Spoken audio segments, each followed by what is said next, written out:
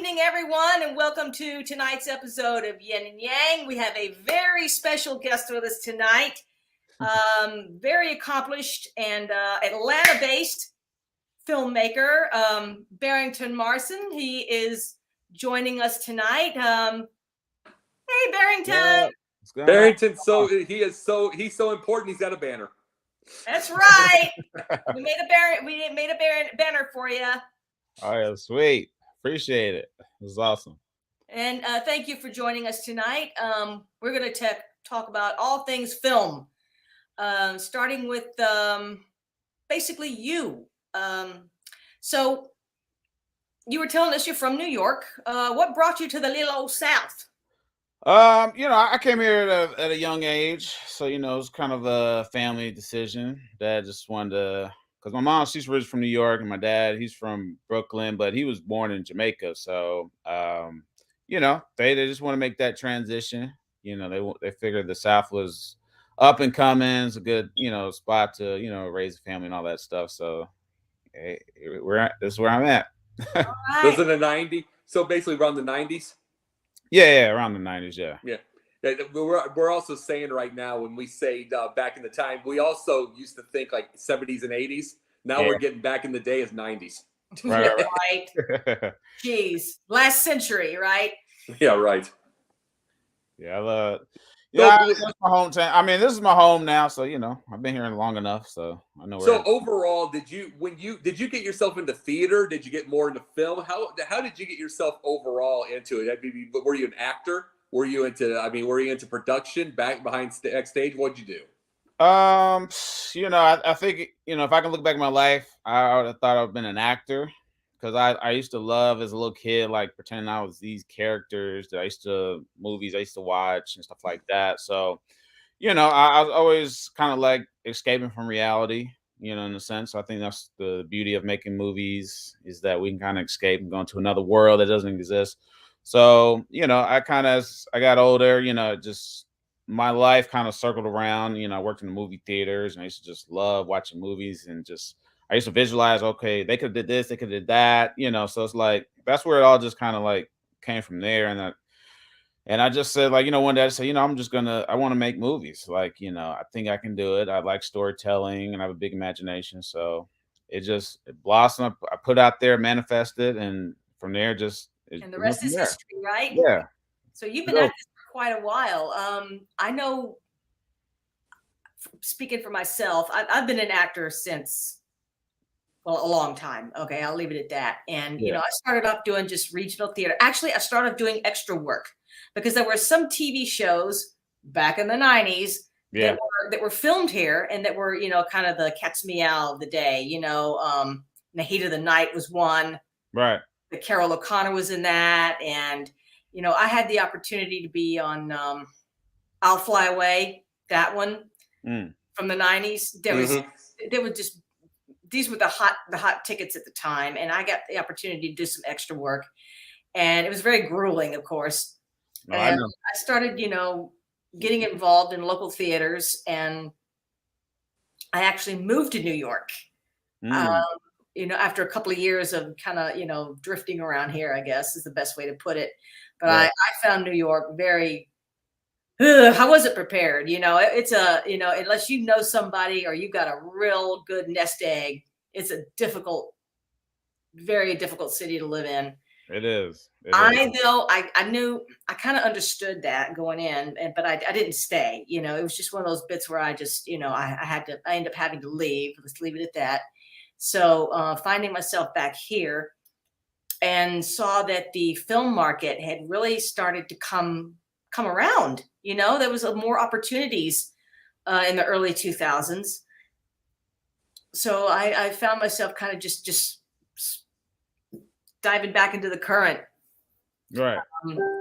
And I wanted to ask you this, Barrington.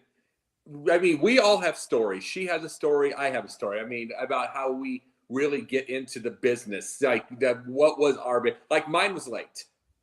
Mine was late. I literally tried being, it's the funniest story. I literally tried being a pro wrestling promoter.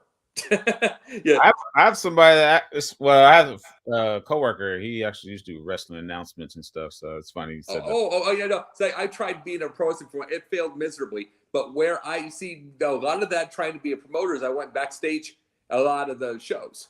I'd get in for free because I was trying to like promote. I was trying to say I was going to be promoting this. It wasn't working out well. But what I noticed was when you're really, really bad, you're really, really, really bad. But Right. when you're really good, no matter if everybody knows that this thing is choreographed, they're still into it. And Yeah. they had him grabbed, they had it right in the palm of their hand. And so I started studying that. And then once wrestling was over for me, I wanted to learn acting because acting was the next step. Right. So and then I've made films too. And so what was your step with knowing where you are going to go with this?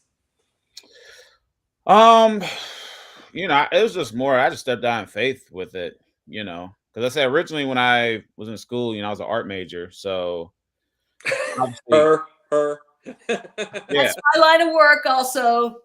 I used to do drawing and all that stuff. Like I originally thought after I finished high school, I wanted to work with Pixar, because I wanted to get into animation and stuff like that. So I just kind of at that time was going through a lot, and I just said, like, you know what, I'm about to enlarge my vision. So instead of just being behind a desk and making animation stuff like that, which is a great job, I'm sure it is, but I kind of, always had that storytelling mentality, and I want to, make movies, and I love movies, of course. So I just kind of went at it. It wasn't, it was one of those things I knew I could probably do if I kind of put my mind to it, and I just dived into it and just learned the craft. So I went to school for it, of course. I graduated AIU in 2009, and yeah, and then in 2010, it's like, because once I finished college, I had no access to cameras no more. So it's like I had to start from ground scratch. So I was saved up some money, bought a camera, I had a computer, got editing and stuff like that, and then from there, I was shooting a movie in 2010. So I had my camera finally and stuff like that. So quit my job in retail in 2010. I was working at Walmart, which was a big. I know about the retail hell. So I just quit. I just stepped out in faith with it, and I prayed about it, and I started being a movie extra since 2010, 2015. So I was on like every movie you can probably think of: Walking Dead, Vampire Diaries, I've done those too. Drop Dead Diva. I did so much where I didn't even have to like submit. They would just text me. It was like, "Hey, Barrington, are you free for a week to be on Walking Dead or whatever?" And I was like, "Sure." So I just did that for a couple of years, still freelance. I still want to kind of make sure my skills stayed up or whatever, and just start shooting, my own little indie movies and stuff like that. So I just kind of, let it blossom, kept growing and growing throughout the years, and Well, that's awesome.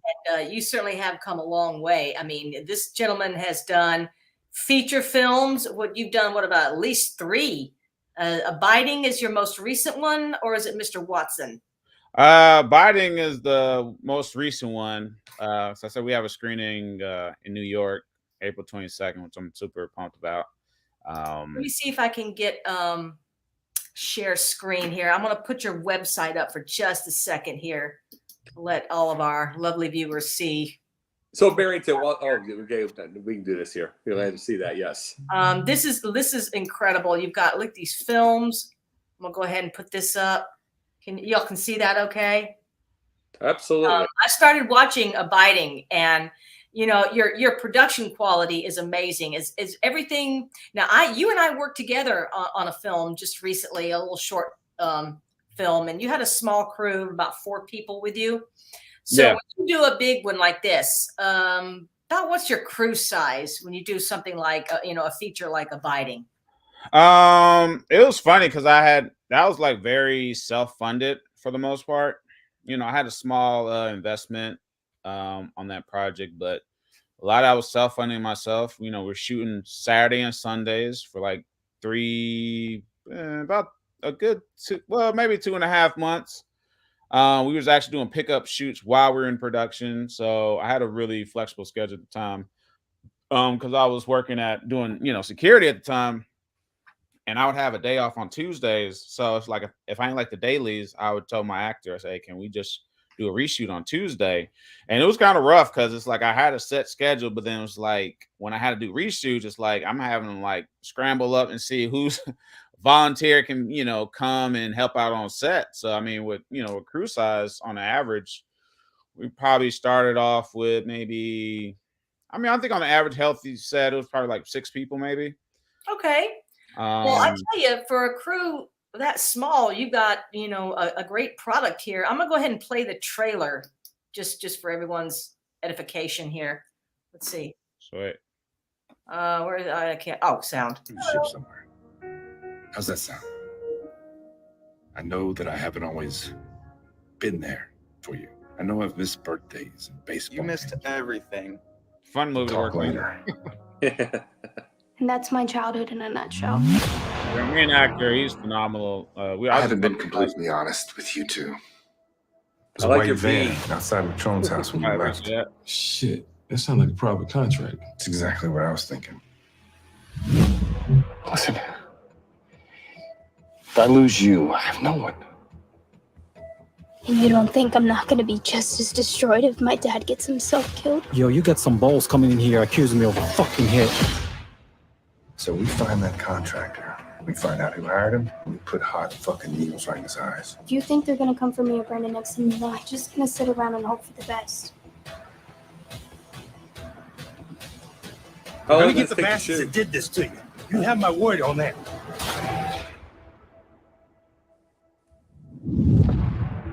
How long did that take to shoot, Barrington?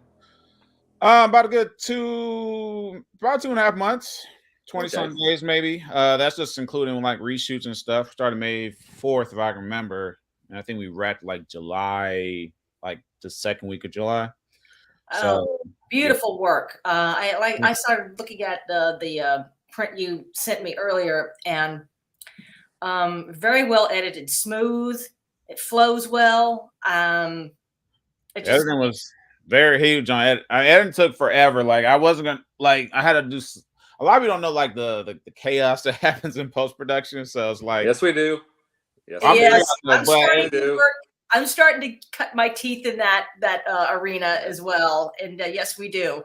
Yeah, it's rough. I spent a lot of money on like sound design. Because I'm very big on sound and making sure that is done properly. And it was one of those things because it's such an independent project. It was some things that didn't pan out when we was on set. You had a lot of locations that had like bad audio issues that we had no control of. So it's like we had to ADR when COVID just had hit in 2020. Right. And luckily, my actress in the movie, she was a manager at a big recording studio in downtown Atlanta. So she was hooking me up with a very great deal. So we got all the actors in this recording studio. Say, hey man, whatever scene is screwed up, let's go ahead and ADR it. And then just getting editor issues I had, so it was a lot, but I stayed focused because I feel like everybody, cast, crew, put so much hard work. I'm going to push through and get this movie done, get it out, and that was like my main goal last year, was just to get this movie done, complete, and then we had a great screening. Our first screening like August 13th, I think it was, sold out. It was packed. I didn't even really be in the theater because I don't even like watching my work. I understand. I can kind of relate. Yeah, I would just peek in a little bit. I would probably record some footage, just seeing people's reaction, but that was about it. Like I didn't want to stay in the theater. I always kind of like been like that for over 10 years. So I'm just one of those type of people. I get that. And let me ask this. Would you consider yourself, this is a two-part question. Number one, would you consider yourself a historian of film? Hold on, say it one more time. Would you consider yourself a historian of film? I don't know. That's a good question. Well, the reason I was asking is like, do you have influences? Who would you say your influences were in film? If it was old school, if it was now, if it's anything like that, who do you like watching? I was just going to go to those questions. I like definitely Christopher Nolan. I like his technique. I definitely studied when I was in school. I think that was like kind of like my approach when I was doing abiding. Is just like when I make movies, I like to kind of make you think a little bit. because I feel like movies now they have to spoon feed you, and I try not to do that with my scripts. I like to people think and stuff like that. So I mean, because even with Abiding, it's more of a crime mystery thriller. So it's kind of like you're trying to figure out what's going on. So it's like I had to take a lot of time in that because I've seen so many movies where they leak too much information, they give away too much of plot. So yeah, I like Christopher Nolan, obviously George Lucas, Steven Spielberg, Antoine Fuqua, Spike Lee, um, there's so many people. Sam Raimi, Peter Jackson. It's a long list of people. So Spike Lee, are you the one? Do you have a lot of close-ups like Spike Lee? Do you do a lot of close-ups like he does? Not necessarily. Well, no, he's very interpersonal. What I meant by that is he's very interpersonal with his, his movies. How Right. personal he is per character. You basically get to know what they ate. You get to know every little detail. And I was just wondering what you got from Spike Lee. I just like the fact that at his time his movies were such groundbreaking when he first came out. I mean, he didn't get that much love because I think at that time it was a little rough for what he was trying to portray in stories. Like I always tell people, I said if Spike Lee would have came out like now making movies, he would have been won an Oscar. But I think at that time, Hollywood wasn't really, maybe leaning towards a lot of African American movies like that. I always feel like Malcolm X is one of his best movies of all time. It's a classic, with Denzel Washington. So I think his timing may not have been the best, and I think he came off too strong for some people to see it. So I think it was a timing thing, but I like that he has his own style. Obviously, he always has that one shot that he always has where he's like that close up and everything is like, moving, but they're like still. So, I mean, he has a cool style and I like his storytelling, so he's one of, the best. So I appreciate him. So if you had of all the movies you've already made, which one now, okay, question is, do you actually write any of the scripts or do people come to you with their stories and say, hey, I need a production crew? Or do you kind of seek out those people? You know what I'm saying? Do they come to you? Or do you go to them? They usually come to me. So that, I mean, because I'm on production company, so usually we get booked to shoot people's content. If it's proof of concept trailers, which we do a lot of those. We do, we did a feature film last year with Jamal Willard, who played Notorious B.I.G. So we got that feature film coming out this year. We got a short film. So I get booked to do a lot of people's projects. It's just word of mouth and just they just contact me from there. But yeah, I mean, that's for the most part. That's usually how people find me. Well, let me say this for a sec. One thing when we're done through with our interview, I want to show you something and talk to you about something, but we'll talk about the details later. But in any case, do you write at all? Do you write your own screenplays? Yeah. I write my screenplays because I did screenplay classes when I was in school, so I was already writing scripts before I took my class in college. And it's funny, I had wrote a script and I told my professor, and he said, I can tell that you already wrote this script. And I didn't even say that. I thought it was so funny. But I mean, I like writing scripts because I'm good at writing dialogue. I think for me, what takes the longest is just doing the outlines and just kind of saying, okay, where goes the A, B, C, connecting lines, the story is flowing from direction to direction, whatever. But yeah, I like writing. I think it's one of those things that just kind of gives me time to be those characters in a way. I'm going to submit a script to you when this week. I just want your feedback. Okay. Something I wrote. Right. And Jake knows about this. It's a feature film that I wrote. And let me tell you, I probably spent about 3 months writing it. And we've got something of a proof of concept trailer. It's about 10 minutes long.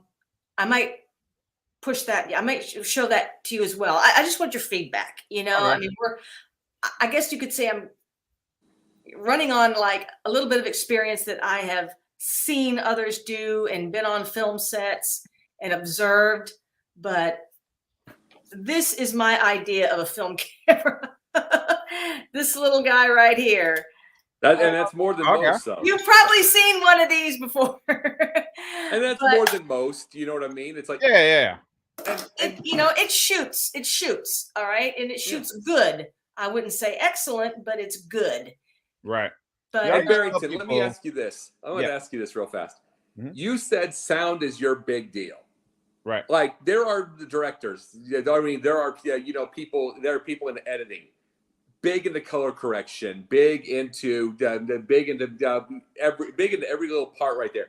You really don't hear too many people, even though they want the sound. It's completely obvious. But what got you obsessed into sound? Oh man, I say I have my experience in just not having good sound.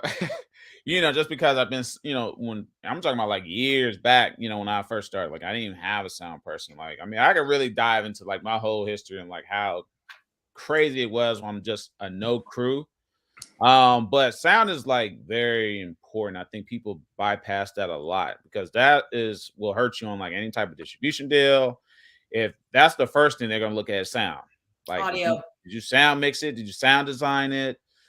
So I said I spent a good amount of money on sound design for my movie because that is gonna be the first thing they look at. So because I said right now we're going through distribution right now, and now we're producing in LA. And the first thing he says, like, well, one of the first things he said, man, your movie's great. I love it. And I appreciate you taking the time on sound. Yeah, I know it's important, especially I'm kind of dealing with that right now in some of my own productions. We had, the little lava mics, we were mic'd up for even our proof of concept trailer, but matching up that sound with I'm starting to understand it, the sound files in addition to the video files. And, I kind of understand it in the abstract, but the practice is so meticulous, Right. and if someone's speaking and it's clear what they're saying is not matching their mouths, and I was really watching that on your film, and there was ADR in it, but it was very well done, especially like the kitchen in the beginning with the wife and husband and the guy with the gun before he kills him, and his voice was really booming. Was that his voice or was that somebody else's? Nah, that was. I mean, are you talking about the guy with the turtleneck in the beginning? Yeah, the blonde guy. Yeah, he talks like that.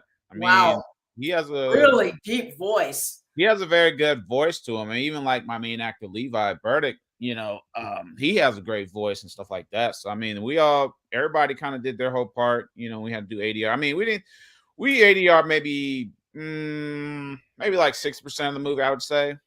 And I said I have a really good award-winning sound mixer, because it's one thing, it's like you have to level the audio, but at the same time you have to sound design it. You need to have somebody kind of have that sound when they're opening the door, walking, playing with their whatever they got going on. You got to hear those small little details and stuff like that. So it's pivotal. Like I tell people, like, don't get so caught up on what type of camera you got. Focus on sound design, focus on that, lighting, color grading. So that's what makes movies, because even for like a lot of my cameras, I have 2 cameras or whatever, and I don't have like no Red or Ariel Alexa camera and all that. So you see movie sets, my camera at the time when I bought it might have been like $900. I spent my budget. yeah. I mean, it's a little more now because of just the fluctuating prices now. But I got a camera that I knew had my features. If it shoot 4K, it has 24 frames. Can it shoot flat so I can color grade it? So again, it just comes down to lighting and little stuff like that. I just think people just don't understand the other things that what makes the quality and all that stuff is good. And then sound, of course, has to be your main focus, of course. And about writing, let me ask this about writing. You've brought up you've written your own scripts. Mm-hmm. She's written an amazing script herself. She's written an amazing script with the feature we're doing right now. It is tremendous. But it's like she and I have different writing styles. Like I'm just saying, you talked about outlines and everything. I will be completely honest. I've written 10 scripts. I've written like one outline. And it was on something. It was because someone wanted to see an outline. I've just literally just start writing. Right. I just start writing and go. And it's like, and I always feel like, and if I go outline, if I'm overthinking it, I always feel like it's just not going to be the same if I don't just go. So what is your style of writing? My style, I like to, think about the overall aspect of the story. Like, I always like to know what's the beginning, what's the middle, and what's the end. For me, when I have to come up with my characters or stories and stuff like that. So outline to me, because I really got into outline maybe a few years back, but I found out it was so important because it helps you structure where the story is going and what's going on in these characters. But my outlines is totally different from, of course, anybody how they do theirs. I'll just write maybe scene one, such and such is hanging out in the bar, and they're just figuring out what's going to happen next. So I do it very differently than I guess everybody that does their projects or outlines or whatever. So for me, it works. And then from there I can just lay it out, and then I can start building the characters, and at least knowing the backstory, who the main actor is, and what's his agenda, where is he going. But for me, I have to know what's the beginning, and I have to know what's the end of for my story. So Well, I did the same thing with my script. I had an idea. I'm a fan of like really suspense thrillers from the 70s and 80s. Okay. Not like these big, ginormous production numbers. I like it quiet. I like what they call a slow burn, mhm. and a mystery with a little bit of suspense thrown in. And I patterned my story after that sort of style, not like these big, like it wouldn't, my film would not be expensive to make. Right. Okay? Because I already have locations sort of in my head, and a couple of them are already like more or less available to me. I mean, Mhm. they have to be scheduled and booked and arranged and all that, but they're there. I Right. don't have to think of, oh my gosh, where am I going to find this place? Mhm. There's some that may be a little bit challenging, but not impossible. But I started writing the story, and as I started writing, I found it just everything that happened, everything every character said, everybody that kind of comes into it, it just fell into place. It's almost like it was just out there, and it just started dropping into my head, and I was just writing. I did this at work, believe it or not, during my lunch hours. It'd be like that though. And I got a 113-page script. That's pretty good. And Barrington, let me put it to you. Everyone who's read it has given me, just thumbs up, awesome, great job and all that stuff. And I want to get your thoughts on it too. When you have a chance. Oh yeah, for sure. Oh, Barrington, let me tell you this. She knows that she's known me a while. People have known me a while. I'm involved in this movie, and it has to be good for me to be involved in this movie because she knows me for a long time. I cannot stand horror. Right. Cannot stand. See, and it came because it was the weirdest thing growing up, since I had this Superman thing of the way my dad was. I mean, true or not is irrelevant. Right. I just thinking, okay, the monster under my bed, he's just going to shoot it or throw it out. So I didn't have fears of. So horror films bored me. Right. The horror film bored me to tears, and to this day they still do. So for me to get involved in this, it's a good slow burn.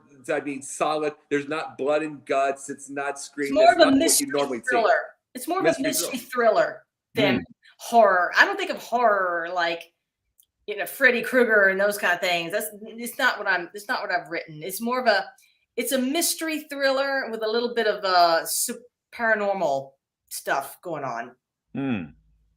Yeah, I've had fun doing the horror movies. I did a lot of horror. I did some horror movies when I was in college and stuff. So I've always been very fascinated with horror movies. Even though I did one in like 2020 and stuff like that. It's called Sleep Paralysis. I have a hard time always saying that word. But sleep paralysis. Sleep paralysis. Yes, thank you. Yeah. I did the trailer. I think I have the trailer maybe on my website, but we did that in 2020. It was just a short film that the producer came at with me, and he was like, "Hey, I want you to direct this." And I was like, "All right, cool." So I read the script, and then I did some research on that, and I was just like, "Okay, this could be a really cool twist of a horror movie." So I kind of dived into doing some research and where I can take that story. So I did a lot of inspiration from Insidious. because I wanted to have a certain theme because everything is with that condition. They see a lot of demons of themselves in their dreams and they can't move. So automatically I just started watching, like, I watched some Freddy Krueger and Insidious, and I was just got a lot of my ideas from that. But I like horror movies. I think, for me, I think horror movies have to be really good where the story is like unique.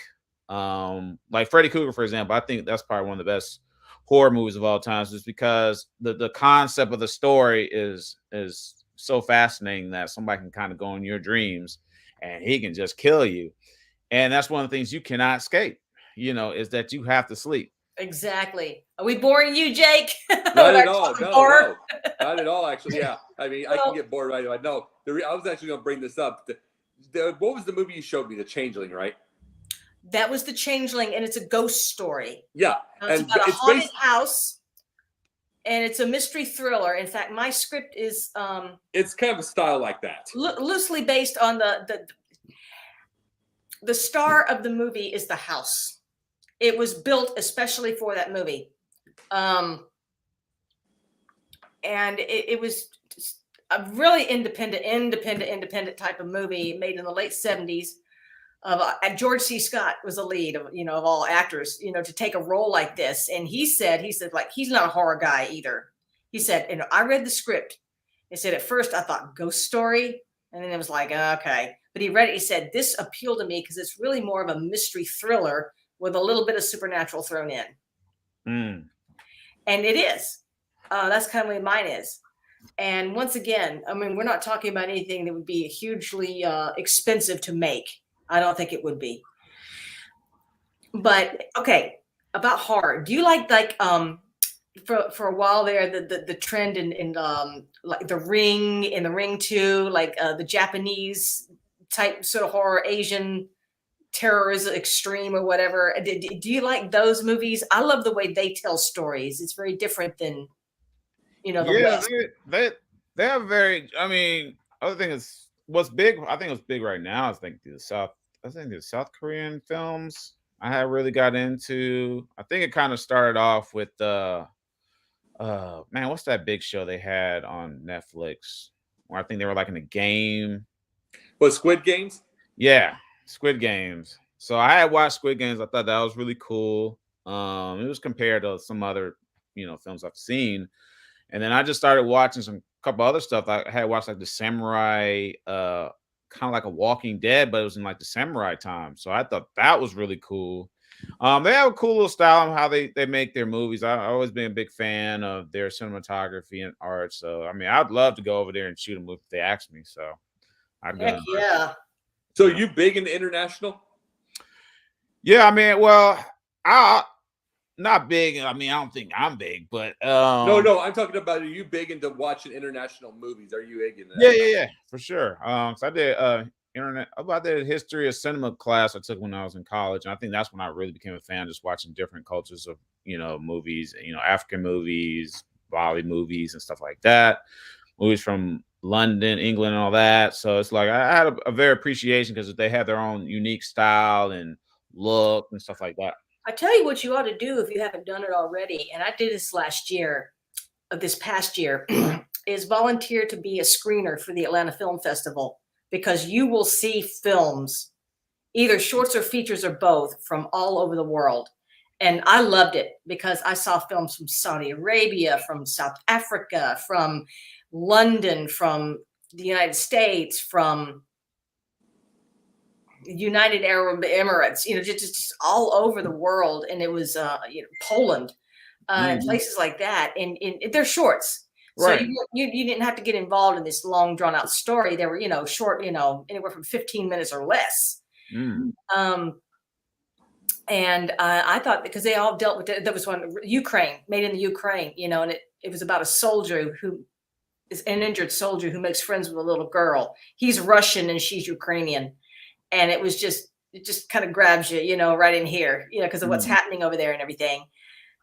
But if you ever, it doesn't cost you anything. You just get on their website and apply to be a screener, and they'll send you so many, you get a link and you can go through and watch it and you rate them, like 2 stars, 5 stars, whatever, and why, why you rate it that way. But for me, not just the rating part, it was just fun to see all those different international movies. Yeah. I had what really got me to like really appreciating like different cultures of filmmaking and stuff like that. I ended up becoming a big fan of Akira Kurosawa. I'm not sure if y'all familiar with him. Absolutely. Oh, yes. He's like the godfather because I had to do a project in school and I had to pick between him and somebody else. I was like, oh, I'll pick him. So I just did my research paper on him. I just his work's amazing. Yeah. Have you seen Dreams? Dreams? Yeah, Dreams. I saw that. Yeah. I think I want to say what's the director's name was in that movie? Scorsese. Yeah. Is Vincent Van Gogh. Yeah.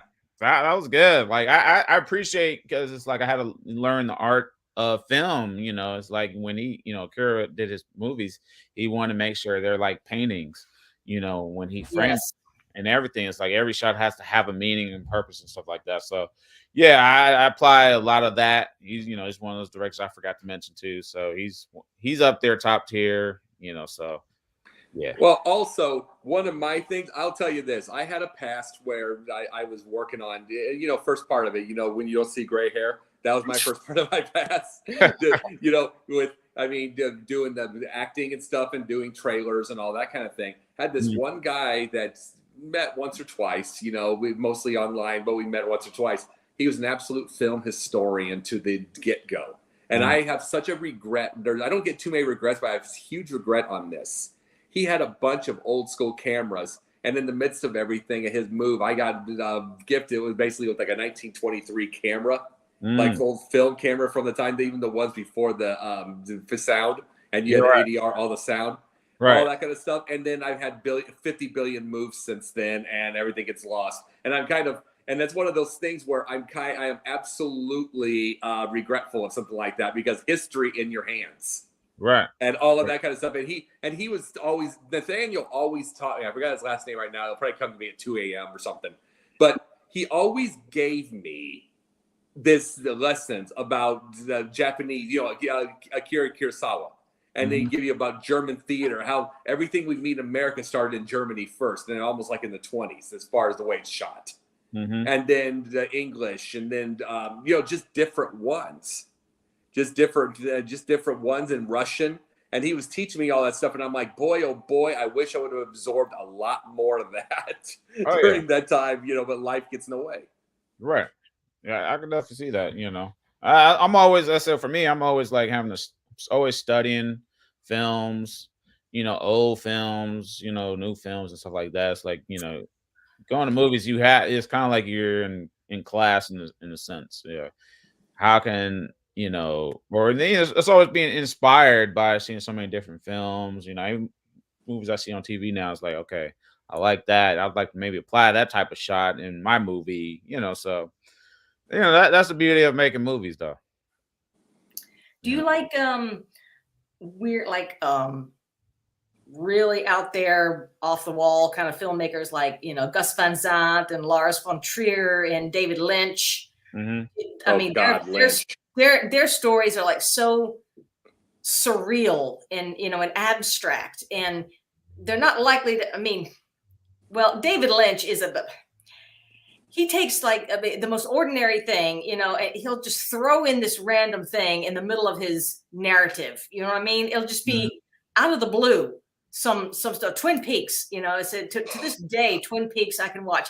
Hey, come on, stop doing that. Stop doing that. You haven't even finished Twin Peaks with me, all right? You haven't even finished it.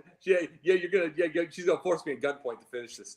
Man, when we start that little dancing man down in the red curtains and everything, I'm like, it just never feels like it makes any sense. Well, it's like I've got to have some sense in this. It does though. Eventually, it's like all these little puzzles are kind of drifting around in space, and one will fall and one will fall, and eventually the big picture will make itself clear.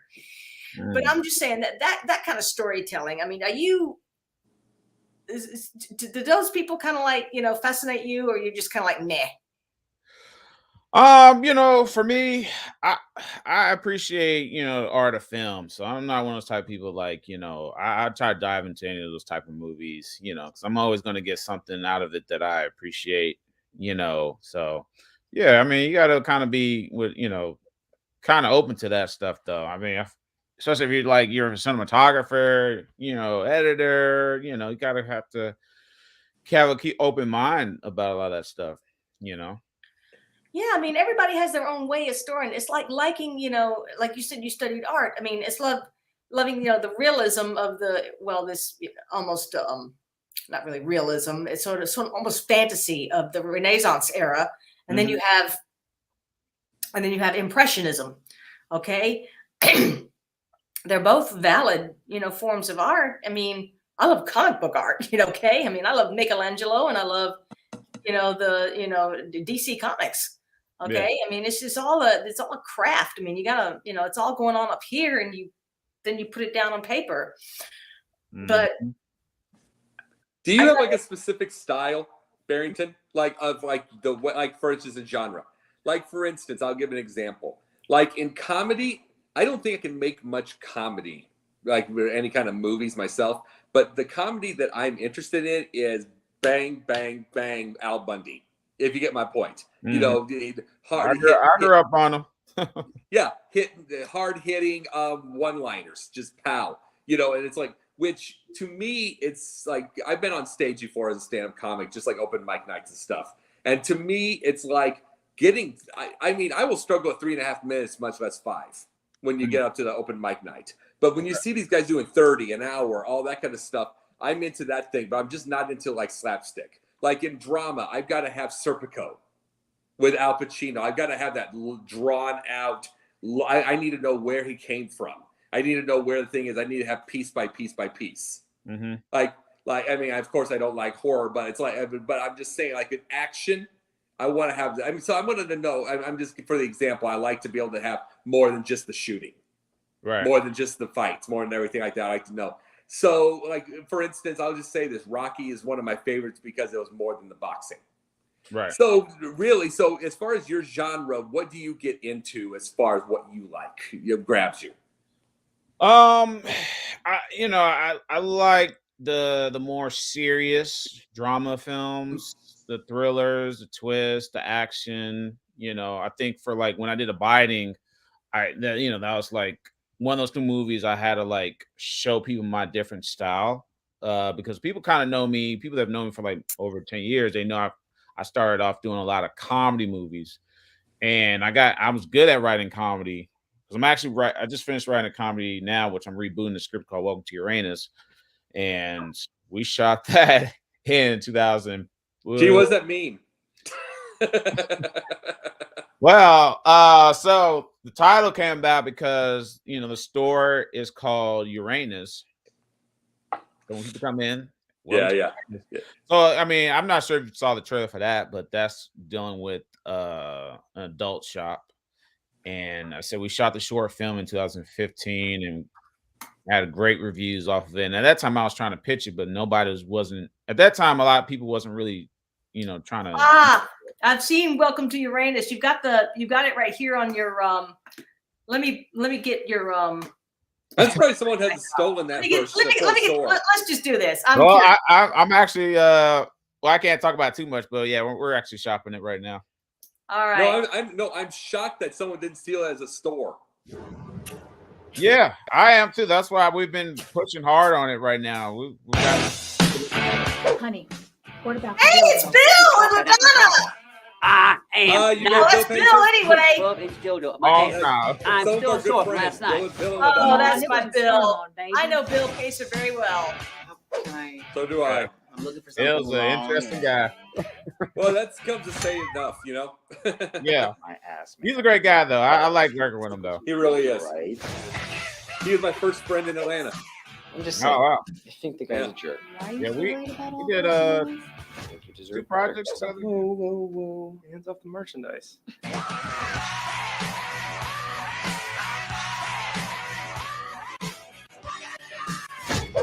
Gotham's only hope. And if that means having blue I can balls, explain that scene though. It's then pretty funny. so be it.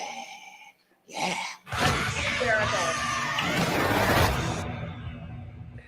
Is that the only one you made with Bill, or have you made a couple others? Well, the trailer that was That's up, hysterical. the trailer that was above that one, he was in that. It's called Amp. So that's another character I'm about to reboot in 2026. Which is all connected with Mr. Watson. It's so I'm kind of getting to being my own DC guy, so. Well, I tell you, Bill helped me make my first movie. It was a black and white silent film about a vampire. I was the vampire and he was my victim. Wow. So yeah, that was a different take on it. The male was the victim this time. I'll have to send you a link to that. I'd expect her to have that, yes. I got a couple of awards for that. It was a North Carolina Film Festival, and Something Wicked This Way Comes. I entered it into like at least 30 festivals way back, in the day, and it got accepted into a few and won some awards. So nice. I'll send you a link to that. I want to know your thoughts on that too. Oh yeah, for sure. Yeah, like silent movies. I love the silent era. Because they had to rely on visuals. You had to. Yeah, visually. That's silent movies. I watched a lot of those too. It's all about the acting and showing. Nosferatu is one of my favorites, and so is The Cabinet of Dr. Caligari. I mean, you talk about creepy. Those sets they built. Those twisted. Really expressionist. It looked like a theater piece. But if I were going to do a theater piece of something, I want to build a set like that. Now, a big important question, Barrington. I'm just going to ask you this because her and I, we both made movies. She and I both have. Our styles could not be more contrasting if you wrote it on a script. Right. She is Miss Notes, like 60, 70, 80 feet high, notes, preparation, everything. Yes. I work my best. Just like snap, hey, I got an idea. I was like, hey, I see this, and it usually works. But right. I mean, I'm off the beaten path every day. I'm not saying that I don't have a script, and I'm not saying that I don't, to have certain plans. But I will just I will just have this little. She knows this. I'll just have this in my head. I just see something, and it seems to work. So, what is your style? Again, my style is not like most people. I meant more her or more me. Is it more her or more me? I would say a little bit of you. You said you like the outline. I do like the outline. I guess I'm like I'm like a mixture of both. So it's like I make sure the script is on point, its outline is done. But like even my two scripts that I'm working on now, that I'm pretty much finishing up. They're just going through second drafts. So it's Mr. Watson. I'm working on that script. It's pretty much done, 87 pages. And then I got Welcome to Uranus, the feature film. I just make sure that the story structure is flows. Yes. That we connect A scene A to B, C. The story is connecting. But when it comes to dialogue, I try not to get too obsessed with it. I think there's a lot of directors that are like that. Like, you have to say it this way. It's the only way. This has to be. Like when we did Abiding, and that's why a lot of my actors love working with me is because, I let them become the character. Yeah. Because I may see it in my head, but then when we do readings and stuff like that, you might have a better lines to say, So I was very open to, doing that. Especially I've done a lot of comedy movies, like even like Welcome to Uranus. We did a lot of ad-libbing on set that day. So I think, that's where I learned from this Hollywood producer who said the same thing. He said, your filmmaking happens when you're on set. The script is nothing but a blueprint.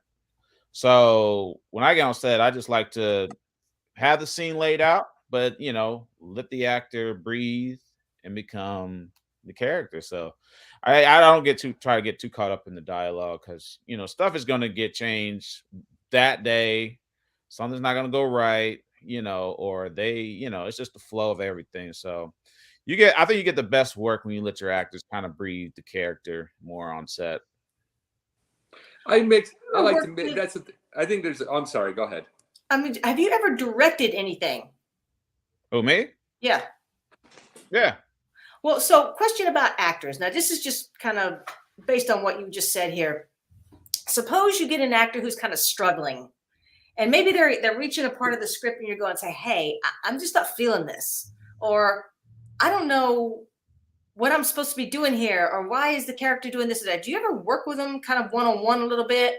Like maybe there's some actors that are just like he said, they can pick it up and run with it and chop, and like you said, ad lib, which we use the word term improv, Right. which kind of goes off script a little. But then you may have another actor who is very adherent to the script.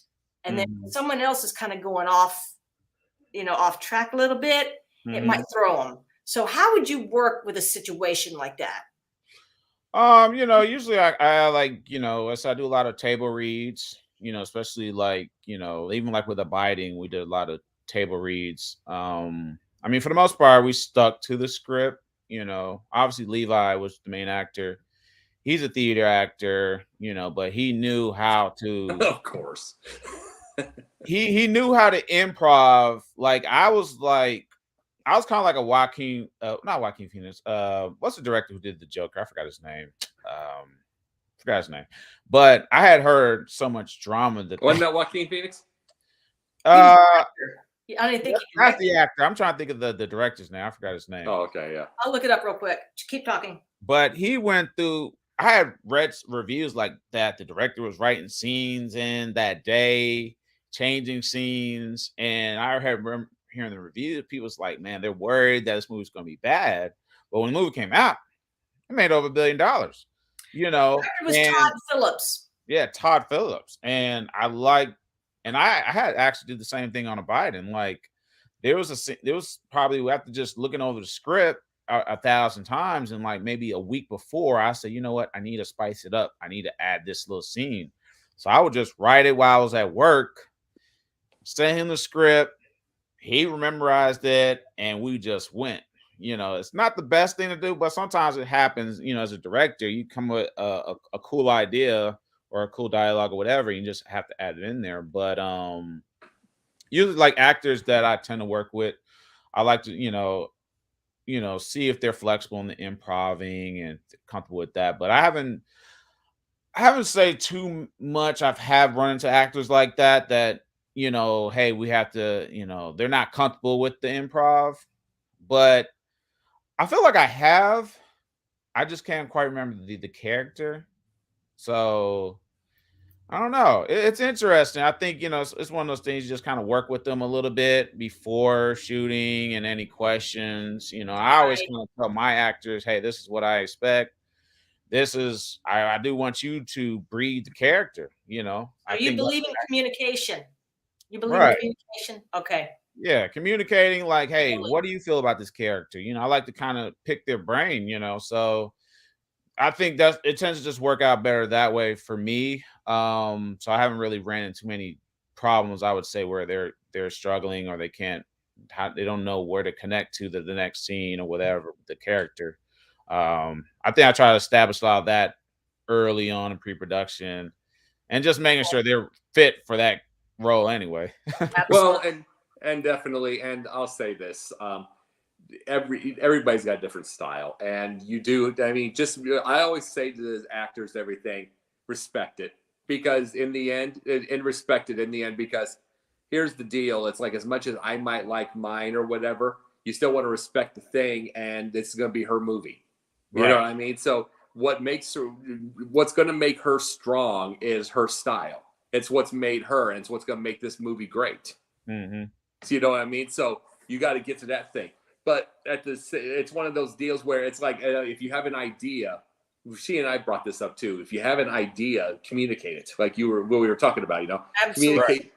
Communicate and everything like that. But in the end, though, it's like, if I want to just go, like me myself, I know darn good and well it's going to go all over the place when I make mine. It's just because I'm going to see something. It's going to be a laser focus type thing. I want to see something. Let's try this way and get all that kind of stuff. But I don't want to do that on everybody else, because not everybody can work that way.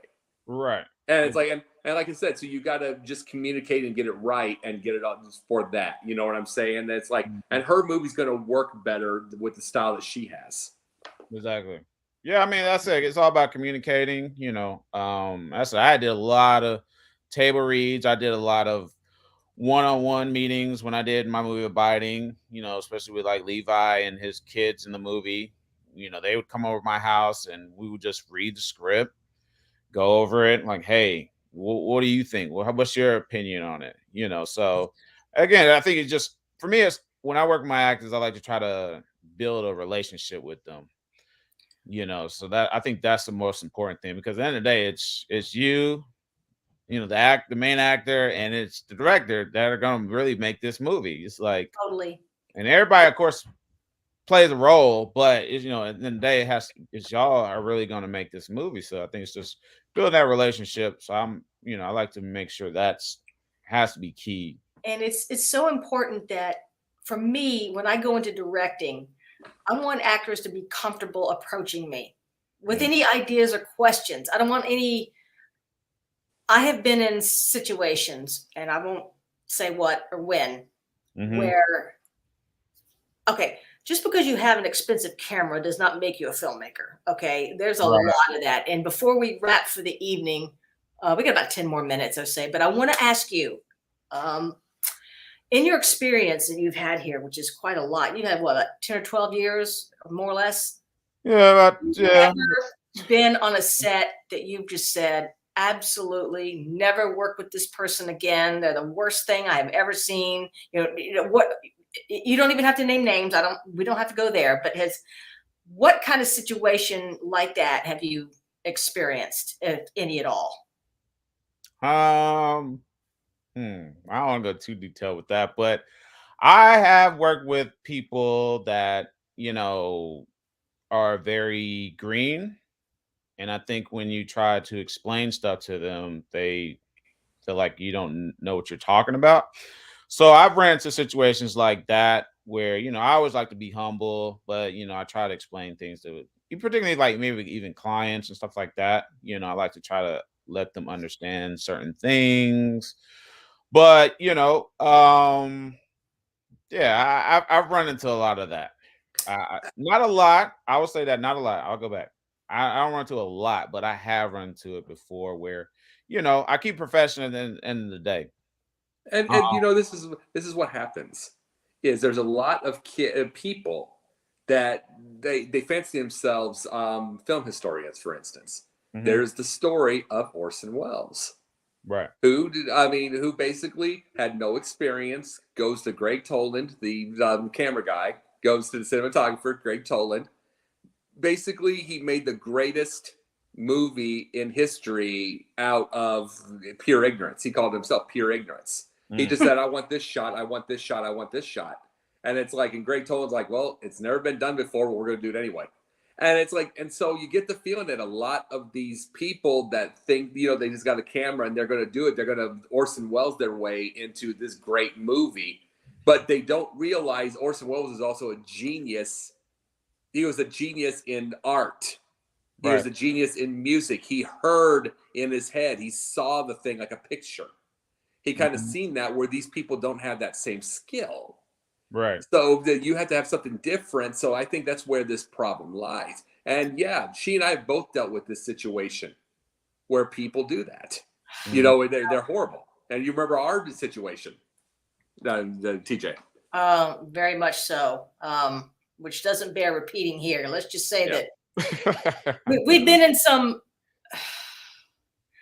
in the modeling business, which I have been in, and done some of that. There's the term guy with camera. It just means, you've got no photographic skill. He just calls himself a photographer. Oh, we want you to model nude. We want you to, stick your butt up in the air and drop your panties and turn around and smile. That kind of photographer. Right. Well, there's definitely the filmmaker versions of that out there. Yeah. There are. I'm sure they are. Well, yeah, anyway, hopefully you will never encounter them. So. No, I said I know I'll just say I know the good, bad, and ugly in this industry. So I do enjoy being independent, I like to say. Yeah, you tend to run into a lot of that crazy stuff. But I think one thing about my cast crew is always just a family thing at the end of the day. And I think that's how we get the best product. You know, we become a family. You know, like when I did Abiding, everybody was a family. You know, we had a good time. We laughed. You know, we had, you know, bumps down the road that things didn't pan out the way we want to. So, you know, it's just part of the thing. So it's like, you know, so I try to have a different style, you know, how I work, you know, and I think for the most part, everybody always has a good time working with me. So I don't have no issues. I have one question for both of you. Starts with TJ, and then I'll ask you, Barrington. All right. Okay. TJ, you get the opportunity tomorrow. Wake up and you get the opportunity tomorrow with all the money in the world to make a superhero movie. Would you turn it down or would you want to do it? A superhero movie? Yes, DC, Marvel, any of those. My question is, do I get to pick the superhero? Okay, yeah, well, that's a good point. But I get to pick the superhero, then yes, absolutely. I'd do what it. superhero would you do? I would remake The Incredible Hulk my way. I would blend the David Banner story, Bruce Banner story, and bring the She-Hulk in. Of course you would. I hated that show, but well, not the TV show. Not the TV show. Okay, well, if we do it properly, yeah. Not the TV show. You know that Bruce Banner and the She-Hulk, whatever her name was, they were cousins. Yeah. In the comic books. Mm-hmm. I used to have a big, thick collection, the complete Incredible Hulk or something like that. I mean, there was the Red Hulk, the Gray Hulk. I would explore every version of Hulk there is. And if Bill Bixby were alive, I'd resurrect him. But unfortunately, he's not. But I sure as hell wouldn't pick Mark Ruffalo to play the character. Well, she and I are in agreement on that. I cannot stand Mark Ruffalo. No, I would not have him do that. I don't know who I'd have, but it wouldn't be him. Yeah. What about you, Barrington? For me, it's gonna be DC, and it'll probably be, if I had my choice, it would be between the Dark Knight comics, Frank Miller, but I would probably Good call. And I would make it casting wise. I'd probably bring back Michael Keaton because that's my era of Batman. Yes. And I think he's at the age where he could play it. And I think with the technology, we can play it off. So I would make that movie and transition it to the end where he goes into becoming Batman Beyond and he ends up retiring. He gets Terry McGinnis. So, yeah, those would be the movies that I would love. And they haven't tackled it. You know, I don't think they will, but I'm looking forward to seeing him in The Flash in June. So I personally, and I'll tell you this, personally to me, this would be, mind you, it's had its own diversions, it's had its own everything. Personally, to me, if I got the chance to direct it, I would go TV on HBO Max or Showtime. It's got to be. I have got a lot more in my head for the story. Like I would absolutely want to do a biopic on Bruce Wayne, like from birth. From birth and just keep on. That means you're learning about the parents. What did the parents do? Or I mean, heck, I'll just say Miyagi, like do a Miyagi from Karate Kid. Do things like that. But I'll just say Bruce Wayne for right now. But I mean, I would go to that and let Bruce Wayne grow up. And then get Bruce Wayne and then him in school and all that stuff. It'd be TV every week. And then watch him grow. And it might go, it's a risk because it might not go years. But the idea of it is, watch him grow, watch the parents die. You watch his thing. I mean, you could make him, we could just say this, TJ. We can make him goth. He could almost be goth in a certain way. Like it's gone so dark. There was a TV show called Gotham. Right? Yeah, that's what I was going to say. I think they did. They explored that a little bit. I know what you're saying with Gotham, but I don't know I don't know if they're going to go. I don't know if they had a thought process of deep as going back to where, you know what I'm saying? It's like other than like flashback. And it's like, I'm just talking about, it almost feels like I had an idea years ago to create a movie based off the Bible, every book, which means you have all the action, all the everything, all the plagues, all the locusts, all of everything you see in the Bible. And then you would see the story go. That's how I would almost do the Bruce Wayne story, the Waynes. And then it goes all the way to Batman. And I mean, I would want to go in depth like that. You ought to start writing it. You never know. Right. I think the Batman I think they're gonna try to explore that part. 'Cause I think in the movie that came out last year, they did kind of explore it's like the Waynes. Because there's a part in the comics where I think they kind of was in that crime world and stuff. So I think they might try to explore that in the next movies. Oh, the crime world. Oh, I love that idea. See, I love that idea because I love. I always love mob. I like mob movies. You know, I mean, the mob thing stuff. You know, it's like I like Goodfellas, Casino. So I think them the Waynes being within the crime worlds would be awesome.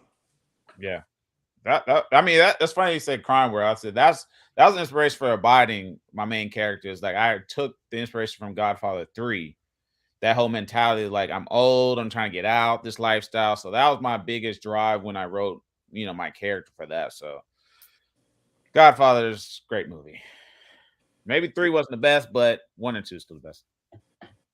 And okay, I'm going to ask both of you again. TJ, start with you.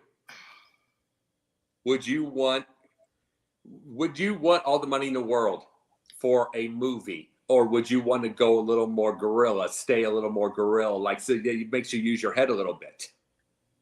Oh, I'd want to go guerrilla because I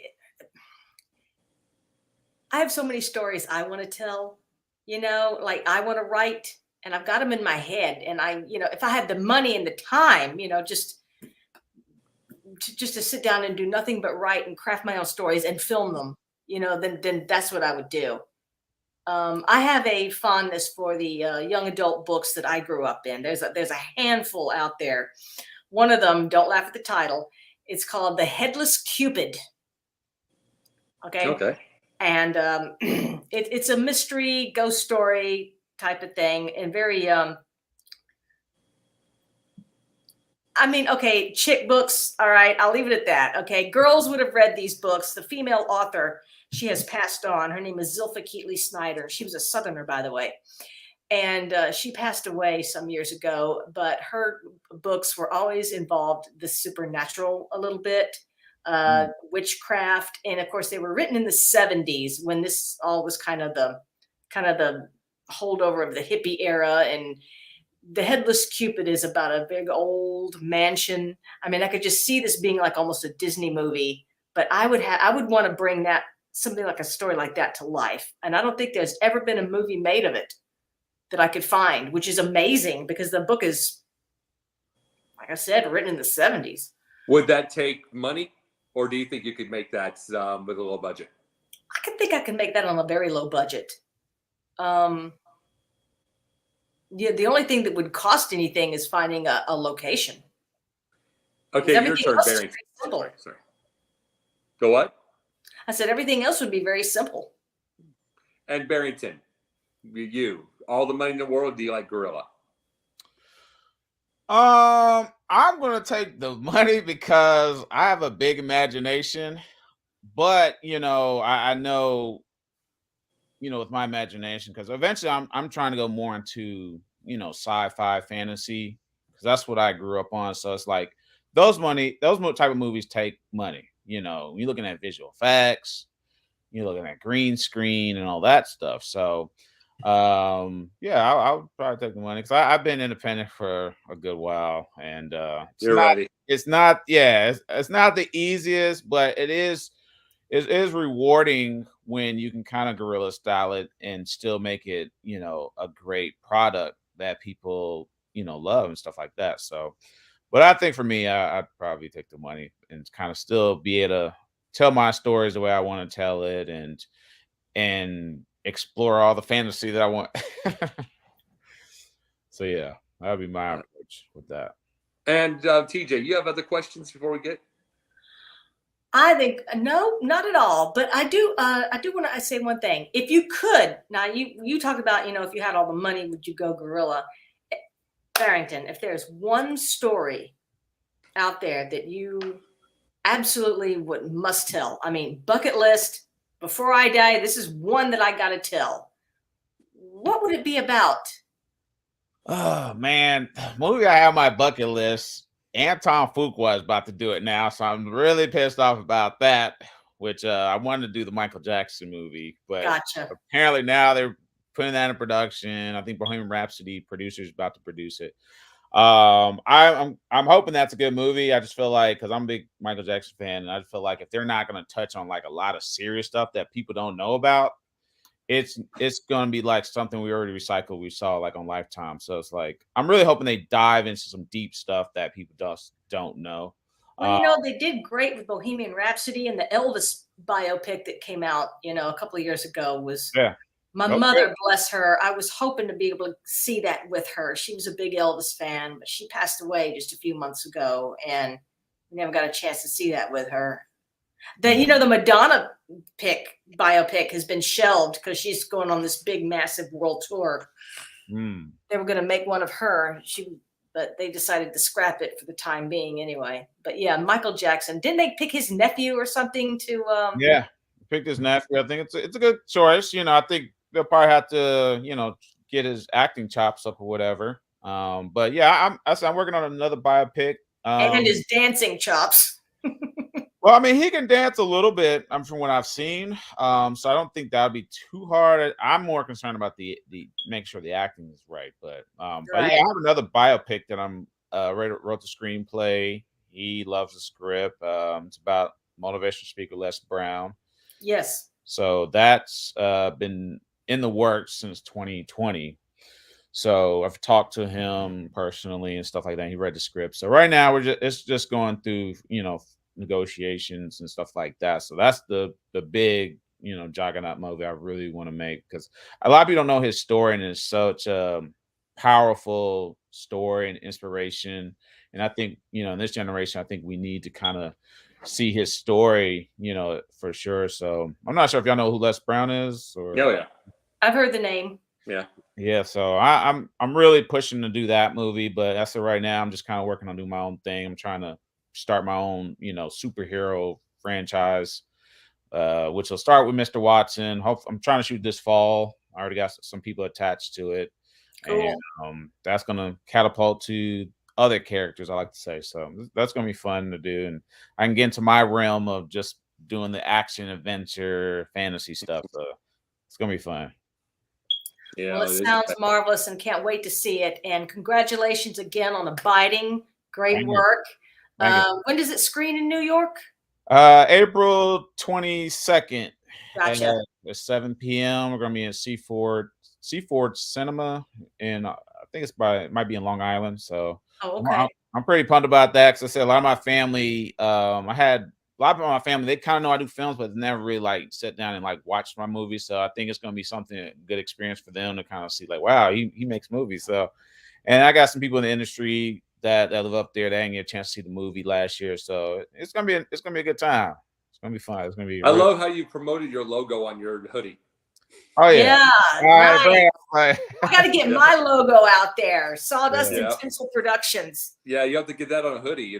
I sure do. Something. Yeah. Well, Barrington, thank you so much for joining us tonight. This has been wonderful.